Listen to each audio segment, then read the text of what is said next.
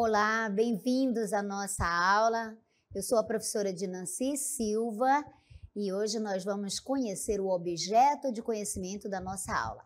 Relação entre textos, detalhamento, relações interdiscursivas e intertextuais entre diferentes gêneros textuais. Vamos então para essa nossa aula, essa experiência de aprendizagem? Vamos lá!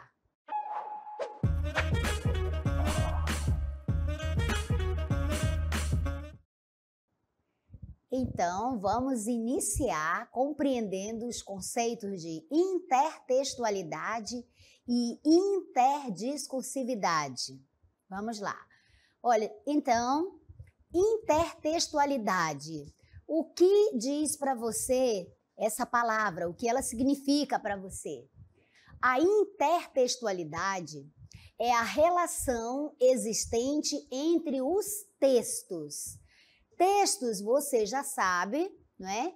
Que é a ferramenta pelas quais, né, os textos, nós nos movemos, nós interagimos em sociedade. Os textos orais e os textos escritos. Então, a intertextualidade se refere a essa relação, a esse diálogo, né? A essa conversa entre os diversos textos. Então, intertextualidade é a relação que se estabelece entre os textos orais, os textos verbais, os textos escritos, os textos extraverbais, né, os textos imagéticos, enfim, todos os tipos de textos.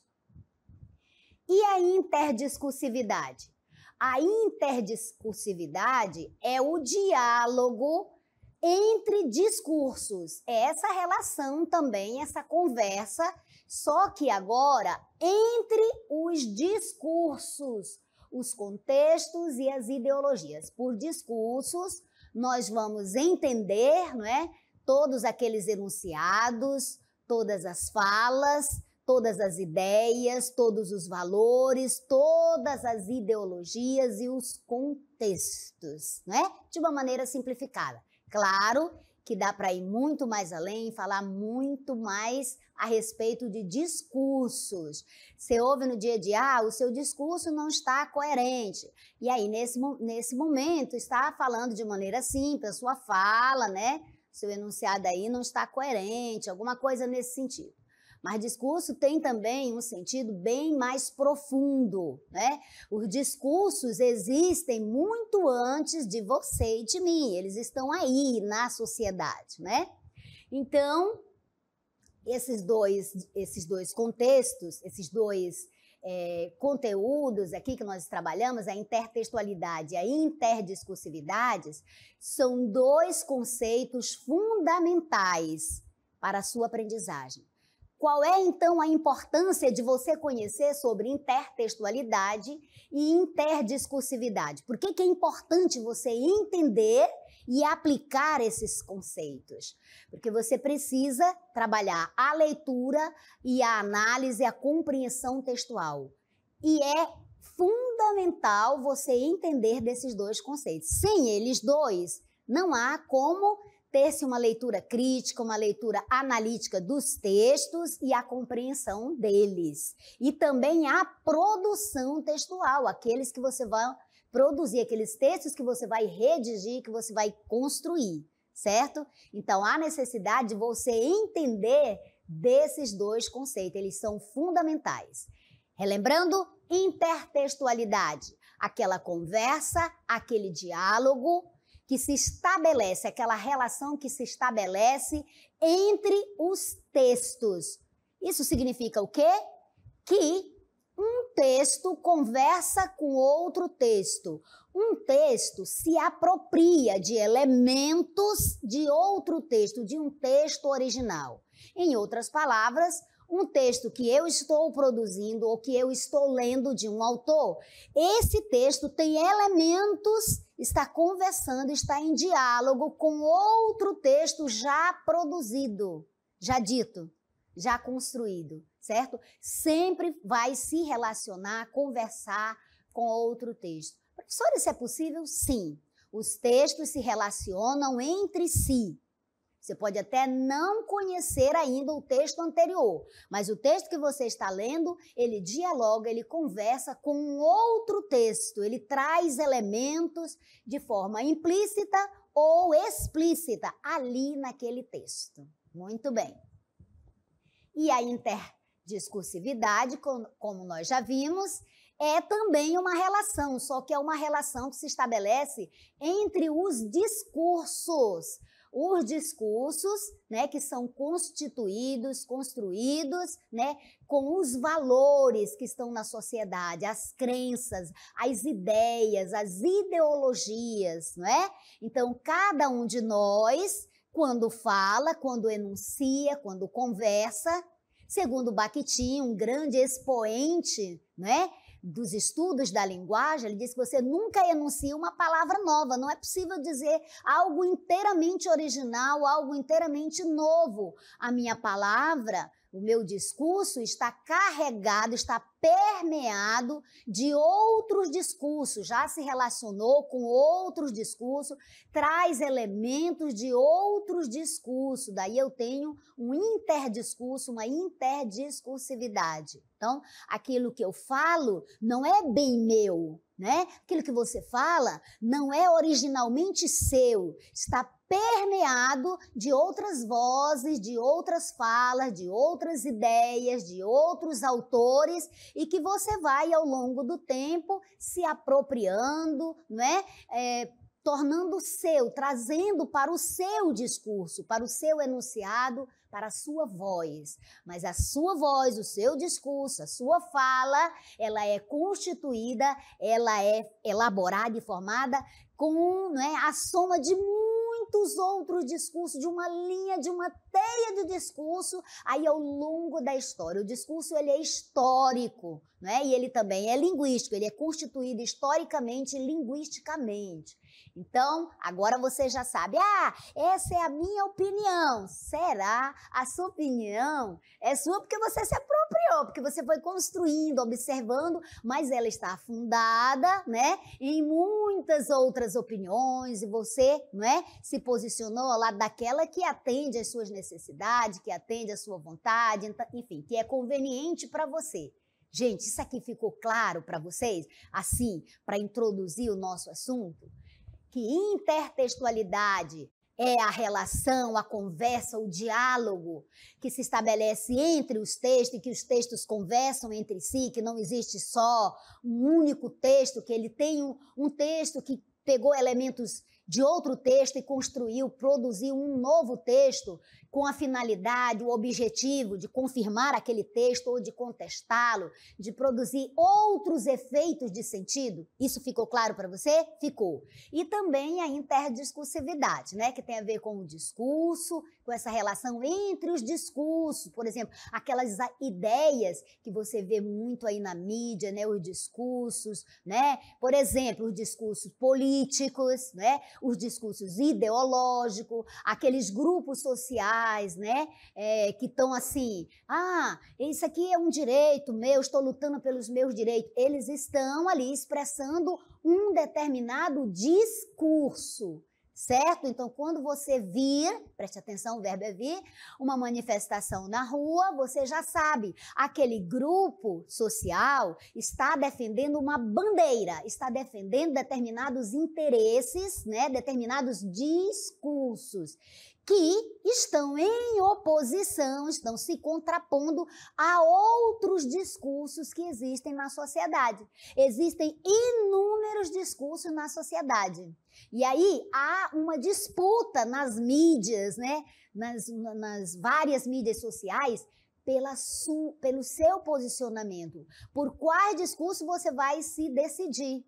Então, é por isso que você precisa estudar, precisa ler muito para entender e não ser manipulado. Preste atenção nisso. Você precisa se educar, você precisa aprender para saber filtrar e ver. Ah, esse discurso aqui é manipulador, esse aqui está me induzindo a acreditar em determinada coisa, mas isso é fato ou é opinião? Ou estou sendo conduzido, manipulado aqui? Ou esse aqui não, esse aqui são fatos, eu posso comprovar. Certo? Deu para você entender, gente? Olha como é importante. Ao ler um texto, ao falar, ao ouvir uma palestra, um seminário, fique muito atento e veja qual é o discurso que está presente ali, não é?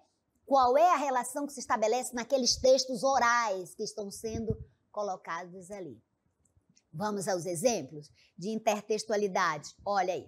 Então, nós temos aqui um quadro famosíssimo. Esse primeiro aqui, o nome desse quadro, o título dele é O Grito.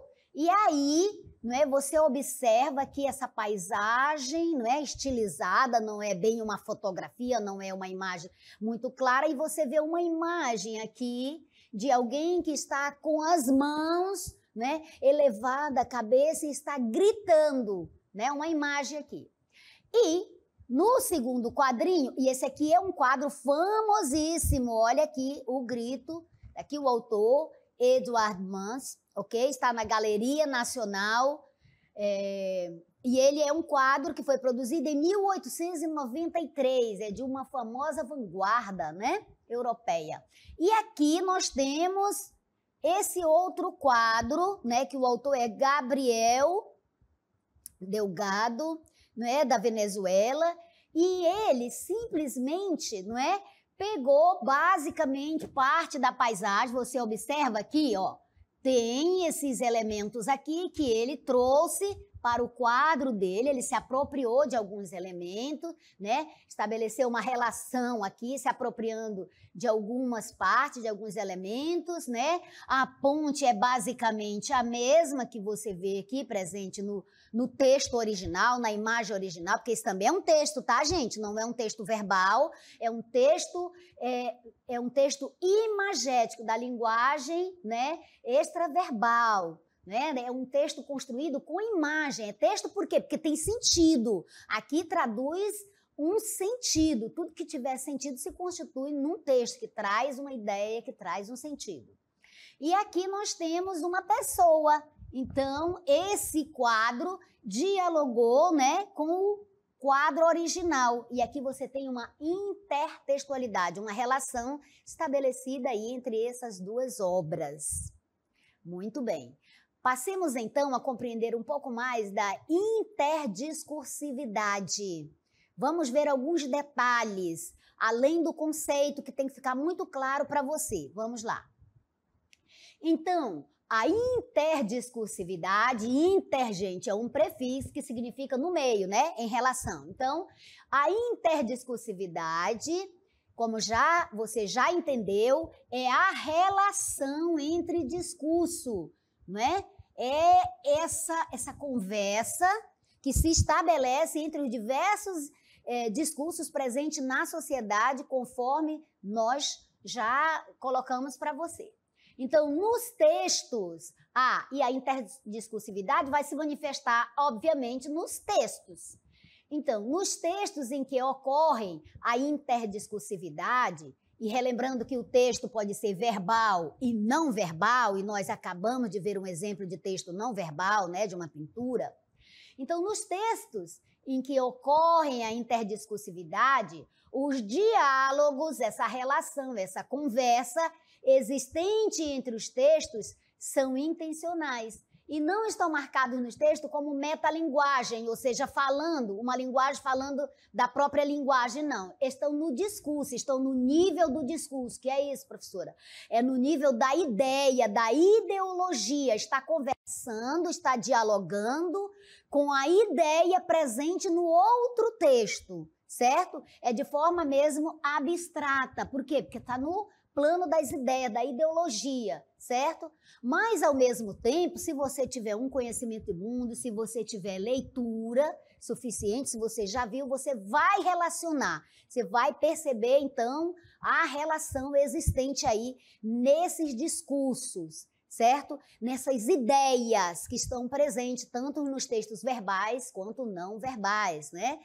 Você encontra interdiscursividade na política, no cinema, no teatro, na música, na literatura, né? Em todos os tipos de textos, porque o ser humano se move mediante os textos, né? Todas as nossas relações sociais são permeadas pelos textos. E esses textos também são permeados, né? Estão ali entrelaçados com os discursos. Há uma cadeia de discursos presente na sociedade, certo? Então, a interdiscursividade, ela vai, né, se constituir nessa reprodução de um discurso ideológico, né? Uma visão de mundo em textos diferentes, em diferentes textos, certo?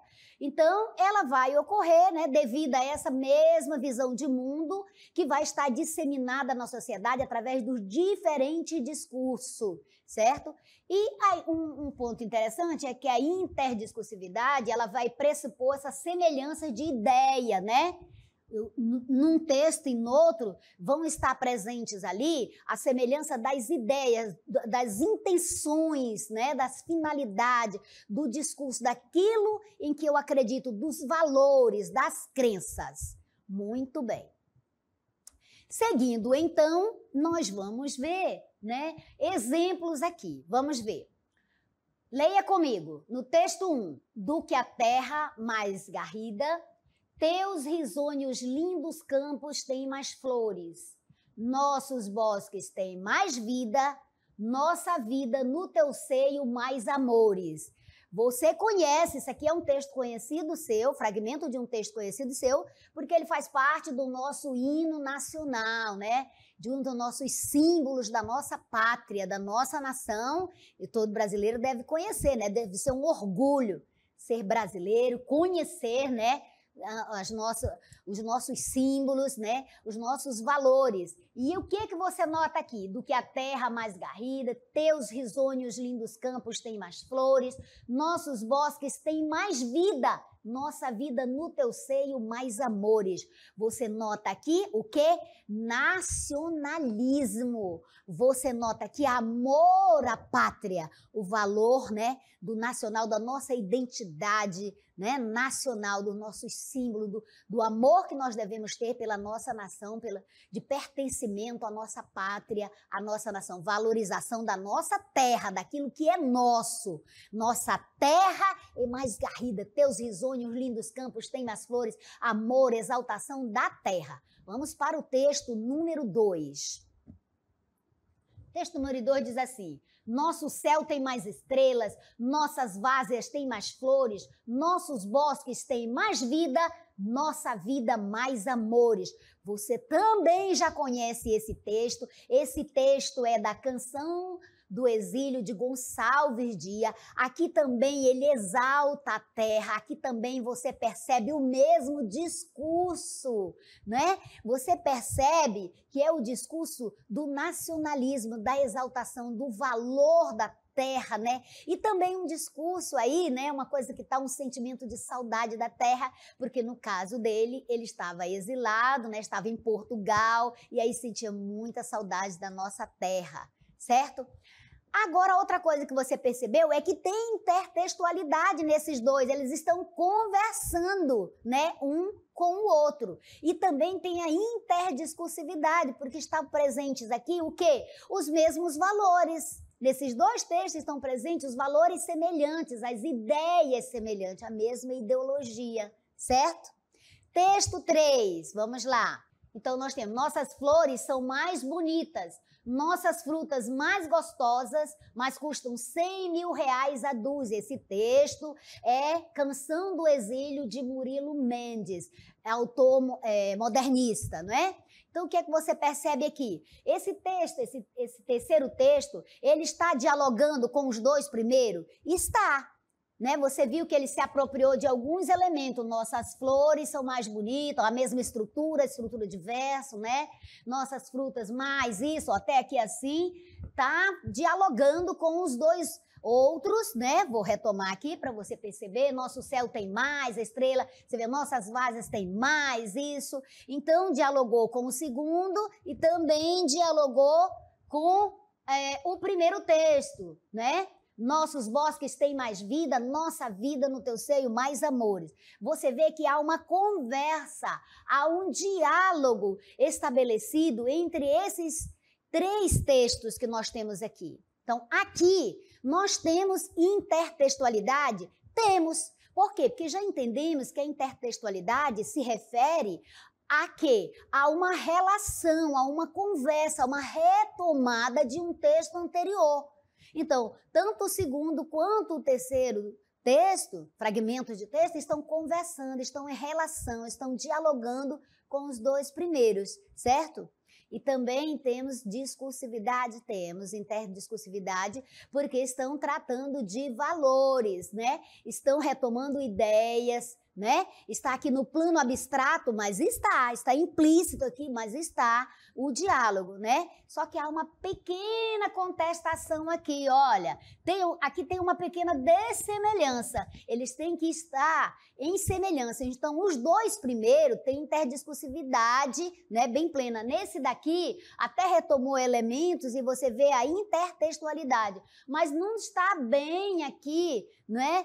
Concordando, está confrontando, não há semelhança aqui, ó, mas custam 100 mil reais a dúzia, né? Então, você percebe aí uma não semelhança, né, com os outros. Semelhanças e dessemelhanças estão presentes aqui. Vamos para outro texto, um texto muito conhecido, um poema dos mais conhecidos, que é de Casimiro de Abreu, poeta romântico, Meus 8 Anos. Vamos ver aqui a relação que se estabelece. Gente, eu leio daqui e você lê daí. Vamos lá. Meus 8 anos. Oh, que saudades que eu tenho da aurora da minha vida, da minha infância querida, que os anos não trazem mais. Que amor, que sonho, que flores naquelas tardes fagueiras, à sombra das bananeiras, debaixo dos laranjais. Seguindo. Oh, que saudades que eu tenho da aurora da minha vida, da minha infância querida, que os anos não trazem mais. Naquele quintal de terra da rua de Santo Antônio, debaixo da bananeira, sem nenhum laranjais. Quem é o autor desse? Outro autor, só que autor modernista, o Oswald de Andrade. O que é que você percebe aqui? Debaixo na rua de Santo Antônio não está, esse verso não está lá em Casimiro de Abreu, debaixo da bananeira, ok, mas sem nenhum laranjais. Há uma contestação aqui, não é? Tem intertextualidade, temos intertextualidade aí, né? Porque um texto está conversando com o outro, certo? E também ele trouxe alguns elementos, mas o discurso é o mesmo. Veja aí se as ideias estão presentes aí.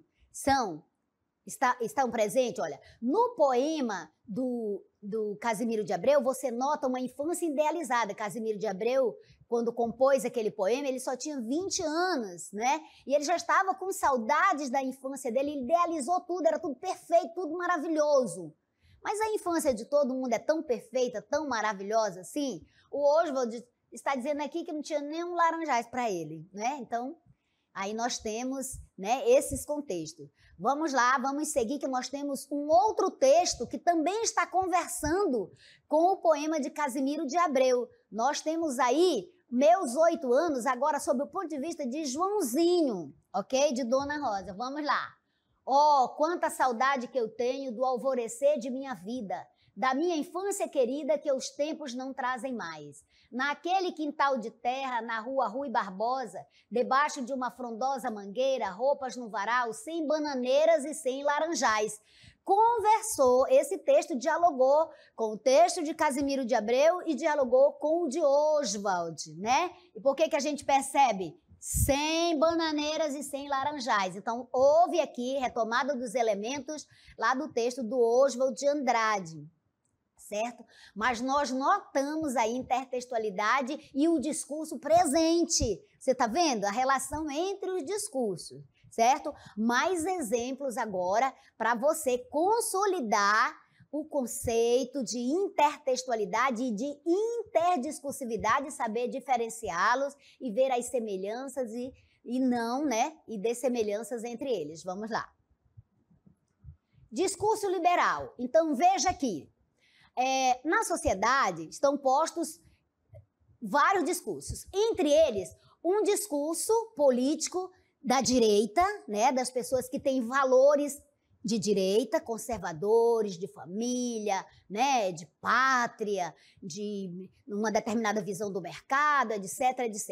E há também um discurso da esquerda, né? E esses dois grupos políticos na sociedade, isso não é só no Brasil, é no mundo todo, eles estão sempre em debate, em discussão, né, confrontando o outro. Né? E você está imune a isso? Não, você também está aí. Mesmo que você não saiba, você está tomando partido, você está se posicionando ao lado de um desses discursos, você está assumindo um desses discursos como sendo seu discurso. Só lembrando que a interdiscursividade, né, ela se caracteriza pelo fato de que esse seu discurso é o discurso de outros que já vieram de outros, que já vieram de outros, assim, numa cadeia interminável, né? Os discursos estão na sociedade.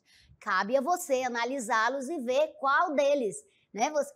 Com quem você vai ficar, com qual dos discursos você vai ficar. No nosso exemplo aqui, nós temos, então, um discurso liberal, ou seja, um discurso da direita, que diz assim, olha a visão do discurso ideológico, né, da direita, né, da posição política de direita, em relação ao Estado, à nação. O que o Estado pode ou não deve, né? Qual é o lugar do Estado? Então, para a direita, olha aqui, o Estado não deve interferir na economia. Essa é a visão política e econômica das pessoas que professam o discurso liberal, o discurso de direita, certo?